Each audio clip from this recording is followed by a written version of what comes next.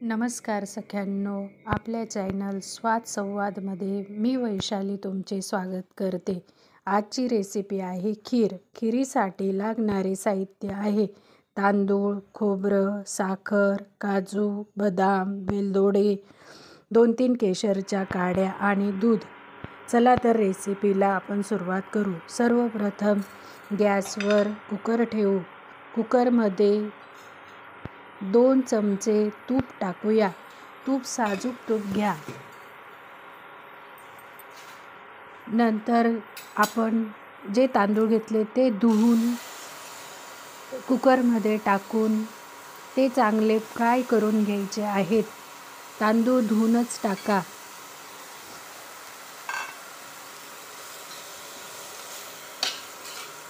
एकदा ह्या पद्धतीने नक्की खीर करून बघा.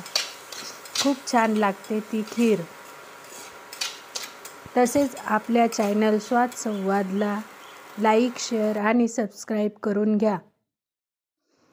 नंतर त्यात आपण पाणी ॲड करूया. आता एक सिक्रेट टिप्स. तांदूळ शिजत असतानाच आपण जे खोबरं घेतलेलं आहे ते टाकून घ्यायचं आहे. माझ्याकडे सुकंच खोबरं होतं. सुक्याच खोबऱ्याचा किस होता. मी तोच टाकला आहे.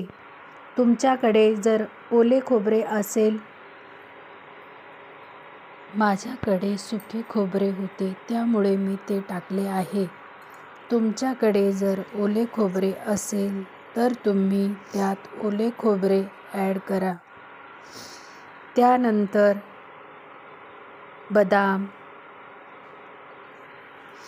काजू हेही शिजतानाच टाकून द्या कुकरमध्ये.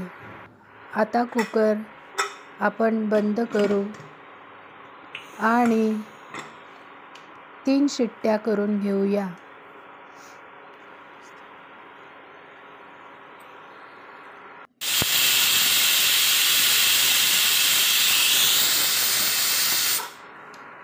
कुकरच्या 3 शिट्ट्या झाल्या आहेत. आता आपण कुकर उघडूया.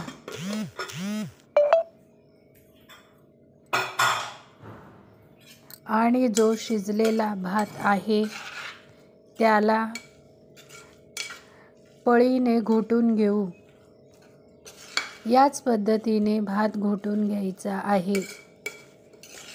याच्याने खीर खूप छान होते व चविष्ट लागते. त्यानंतर पॅन घेऊ. पॅनमध्ये 2 चमचे तूप टाकूया.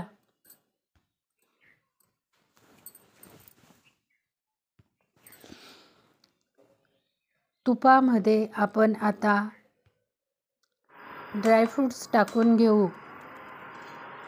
ड्रायफ्रूट्समध्ये तुम्ही तुमच्याकडे जे असेल ड्रायफ्रूट्स ते टाकून घ्या. त्यानंतर हे ड्रायफ्रूट चांगले फ्राय करून घ्यायचे आहे तुपात.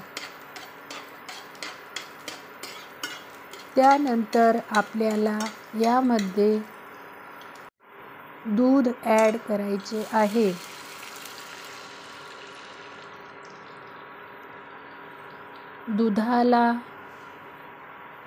दूध टाकल्यानंतर दुधाला उकळी आल्यानंतर जो आपण भात शिजवला होता तो टाकून घेऊ आणि चांगला त्याला मिक्स करून घ्यायचं आहे. भात मिक्स झाल्यानंतर याला चांगली उकळ येऊ देऊया. याच्यामुळे खीर चांगली चविष्ट होते व दाट पण होते. त्यानंतर याच्यात आपण केशरचे दूध टाकू. याच्याने खिरीला चांगला स्वाद व रंग येतो. त्यानंतर आपण यामध्ये साखर आणि वेलदोडे पूड ॲड करूया. झाली आपली खीर तयार.